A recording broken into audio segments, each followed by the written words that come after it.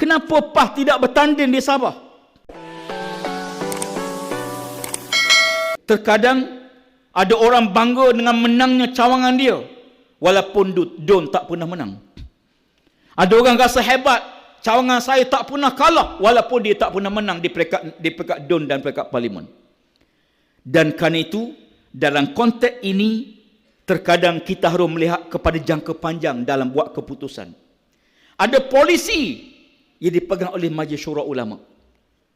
Kita dalam parti, kita tidak bimbang kerana parti dipandu oleh Majlis Syura Ulama dalam buat apa-apa keputusan selagi tidak bercanggah dengan syarak.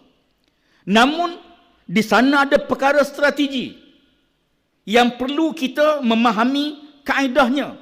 Dalam perkara strategi inilah yang perlu kita patuh kepada keputusan pimpinan parti. Ada perkara yang kita tak nampak, yang pimpinan kita nampak. Ada perkara yang parti buat keputusan yang sangat pelik, yang gagal difahami oleh ahli-ahli di bawah. Dan tidak semua kita boleh berkongsi dengan ahli kita di bawah dalam membuat suatu keputusan strategi. Ya. Ada wartawan mari tanya saya, apa rahsia PAS mencapai kemenangan? Saya kata kalau bahagian rahsia memang tak boleh beritahu. Ya. Mereka mari tanya rahsia kita, mana boleh beritahu. Demikian juga strategi. Ada strategi Nabi saja tahu, sahabat pun tak tahu, Sayyidina Abu Bakar pun tak tahu. Saya timbalan presiden. Dalam mengurus parti, bila pimpinan buat keputusan, presiden buat keputusan, ada perkara yang saya jumpa dia tanya saya personal. Ada perkara yang saya sami'na wa ata'na. Kerana dia mungkin nampak, mungkin saya tak nampak. Waktu berlakunya perang Khaybar, tiba-tiba Nabi minta sahabat bersiap. Bersiap satu pasukan perang. Masing-masing bertanya perang di mana. Tak ada siapa yang tahu. Oleh kerana Nabi arahkan bersiap, masing-masing buat persiapan. Dan Nabi SAW menggerakkan tentera ke selatan Madinah. Lalu sahabat tentera berfikir, nak ke mana pergi ni? Bertolak ke selatan Madinah. Tak lama berjalan, tiba-tiba dia kata berhenti. Kita berkemah di sini. Lagi sahabat pening. Baru saja beberapa jam berjalan, tiba-tiba berhenti.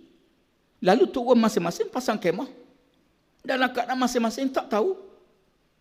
Tanya sahabat-sahabat utama, tak tahu. Tengah malam, tiba-tiba dia kata bersiap. Kita bertolak sekarang. Tengah malam. Lalu sahabat bangun bersiap, patah balik bergerak ke utara Madinah. Khaybar di utara Madinah, bukan di selatan Madinah.